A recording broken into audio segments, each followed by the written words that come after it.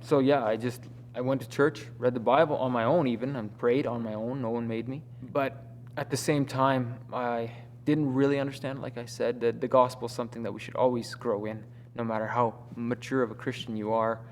You should always grow in it, and I didn't understand very well. Rejoice in hope, be patient in tribulation, and be constant in prayer. That's Romans 12:12. Well, my name is Neil. My wife and I, Brittany, have been going to this church for, a year, but I've been going to this church for about 7 years. I grew up in a pretty rough home. Yeah, quite rough. But we went to church in a quite legalistic way, and really legalistic, actually, Mennonites. The old colony Mennonites, not what you think of when you're thinking Abbotsford and Chilliwack. I grew up in Mexico, and it's basically so salvation by works that if you didn't wear the right clothes, you're going to hell. That was the mentality, but I did go to church and we did have the Bible. As I got older, we started going to an English-speaking church and more liberal churches compared to what I grew up with. So I got the gospel presented to me. And it meant something to me for sure. I didn't have a deep understanding of it. My dad is addicted to alcohol, and that obviously, if any of you know someone like that, you know it's devastating to a family. Totally. I have 3 older sisters, and they took it really hard. And I'm the only boy, and so I kind of had to man up pretty early.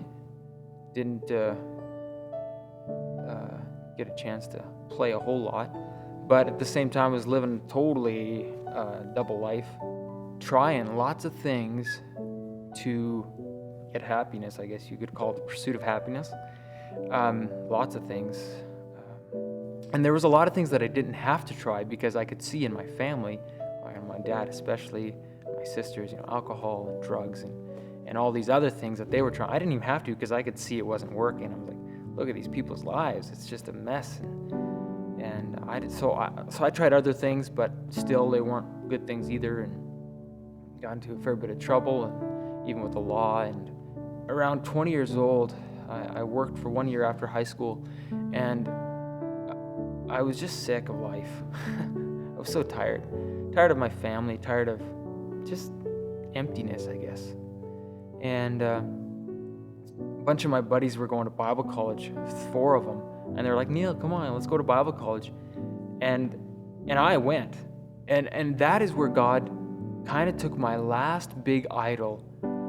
And I think I'm sure that most of us we have more than one idol in our life, and they fluctuate in their importance.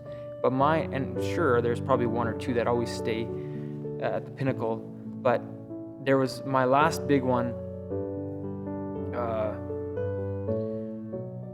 That's where it crumbled. And when I say crumbled, like it crumbled. God really shook me. And I'd been through some, in the world's eyes, some pretty hard things in life.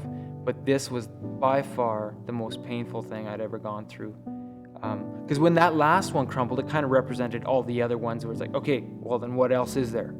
What do I live for? What is this life about? I don't even care anymore. So it was the most painful thing I'd ever gone through. But it was by far the best thing that ever happened to me.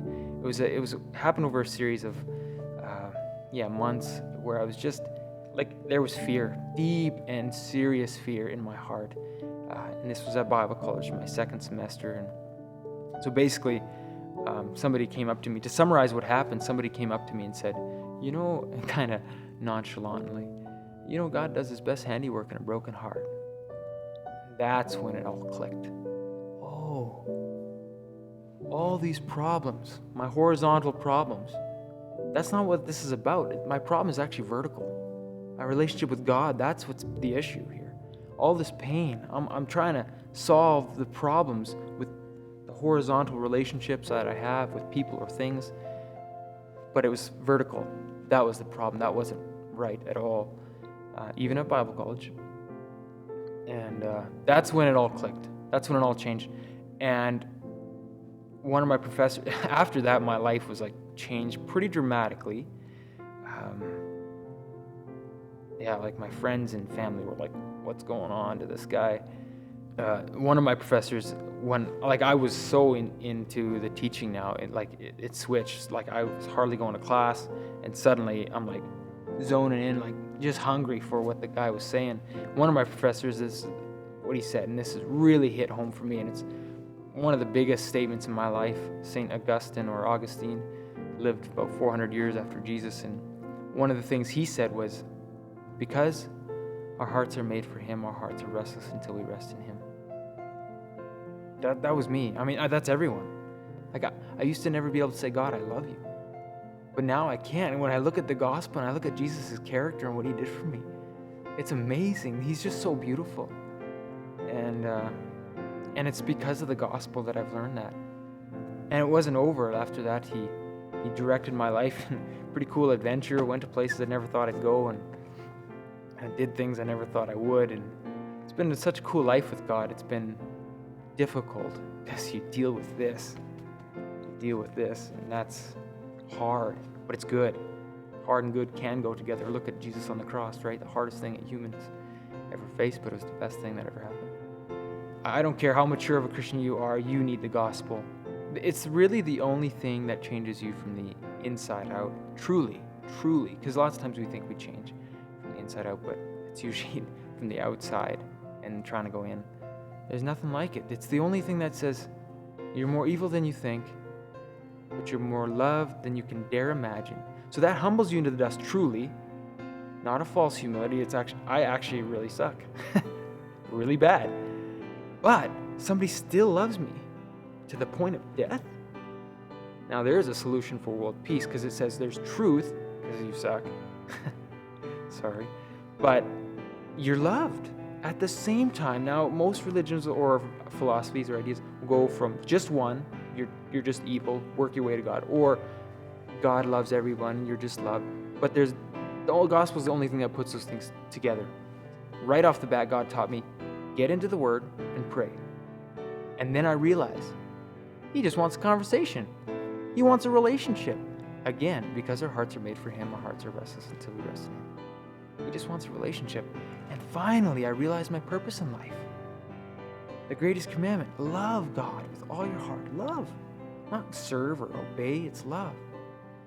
And that's when I realized my purpose in life. And finally, that through that incredibly tough time in my life, God got a hold of me. And it's so good.